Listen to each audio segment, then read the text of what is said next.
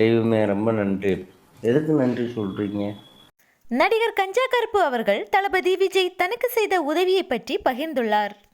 அழகிய தமிழ் மகன் படம் ஷூட்டிங் நடந்துட்டு இருந்த டைம் நான் ஃபோனில் ரொம்ப சத்தமாக கத்திட்டு இருந்தேன். அப்போது திடீர்னு விஜய் சார் என்ன ப்ராப்ளம்னு கேட்டார். நான் சொன்னேன், ஒரு படத்துக்கு டேட் கொடுத்துருக்கேன், அவங்க 1,50,000 ரூபாய் மென்ஷனுக்கு கட்டிட்டாங்களாம், அதை கேட்குறாங்க, வேற எதுவும் இல்லைன்னேன்னு சொன்னேன். நான் சென்னையில் வந்து இறங்கி அந்த ஷூட்டிங் ஸ்பாட்டுக்கு போய் சேர்றதுக்கு முன்னாடியே அந்த 1,50,000 ரூபாயும் கவரில் போட்டு கொடுத்து விட்டாரு. ஏன்னா கஷ்டப்படுற மனுஷன்னு நினச்சி 1,50,000 ரூபாயும் அந்த மேன்ஷனுக்கு கட்டிட்டாராம். அடுத்த நாள் நான் ஷூட்டிங் ஸ்பாட்டுக்கு போனேன்.